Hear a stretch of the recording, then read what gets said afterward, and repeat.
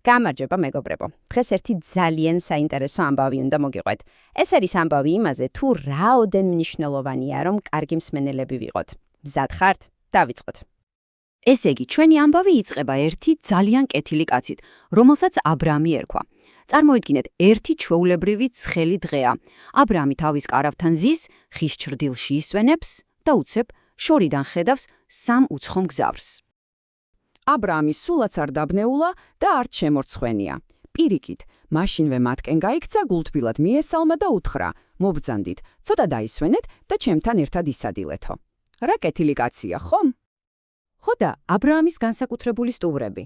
აბრამმა იმ მომენტში ჯერ არც კი იცოდა, რომ ესენი უბრალო მგზავრები კი არა, ღმერთის გამოგზავნილი მაცნეები იყვნენ. ამ სტუმრებმა აბრამს უთხრეს, რომ ღმერთს ძალიან წმინდა გული ახლოს მდებარე ქალაქების სოდომისა და გომორის გამო. იცით რატომ?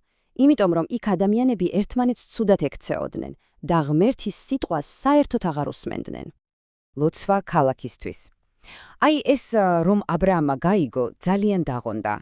იმიტომ რომ მისი საყვარელი ძმისშვილი ლოტი სწორედ ერთ-ერთ ამ ქალაქში ცხოვრობდა, თავის ოჯახთან ერთად.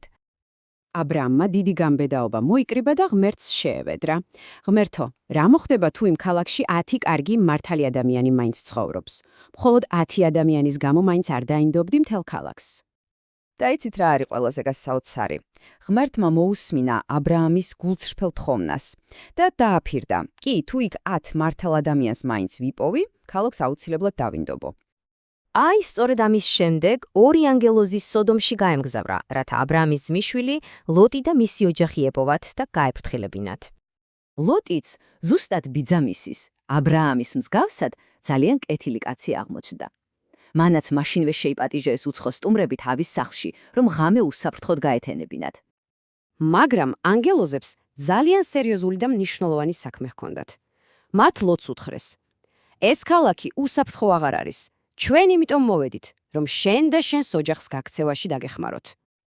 და დაიწყო დიდი გაქცევა. დრო ცოტა იყო, ამიტომ ანგელოზებმა ლოტის ოჯახს 4 ძალიან მნიშვნელოვანი წესი მისცეს, რომელიც მათ გადაარჩენდა.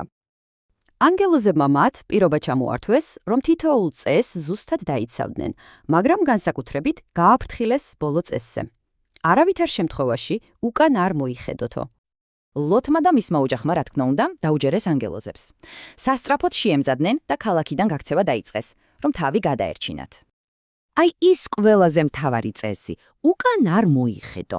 წარმოიდგინეთ, ისინი მთებისკენ გარბიან, უკნიდან კი ქალაქიდან საშინელი ხმაური და გრუხუნი ისმის. ისინი მთელი ძალით გარბოდნენ, ზუსტად ისე, როგორც ანგელოზებმა დაარიგეს. ცდილობდნენ მხოლოდ წინ ეყურებინათ და უკან არ მიეხედათ. მაგრამ აი ლოტის ცოლს ცნობის მოყვარეობა მსძლია. იმ საშინელმა ხმებამ ისე დაინტერესა, რომ ანგელოზის ყველაზე მკაცრი და მნიშვნელოვანი გაფრთხილება სულ გადაავიწყდა.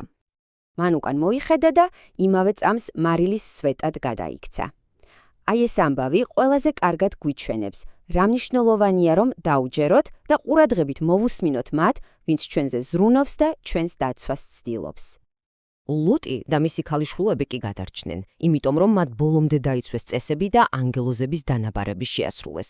მათ უსაფრთხოდ მიაღწიეს მთებამდე, ზუსტად ისე, როგორც ღმერთი დახპირდათ.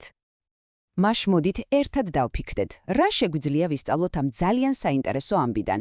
პირველი, ის რომ შეგვიძლია აბრაამივით კეთილები ვიყოთ.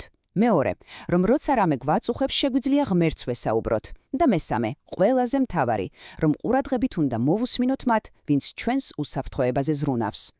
და სანამ დაგემშვიდობებით, მინდა დაფიქრდეთ, თქვენს ცხოვრებაში ვინ არიან ის ადამიანები, ვინც გიცავთ და გეხმარებათ? მშობლები, ბებია-ბაბუა, მასწავლებლები.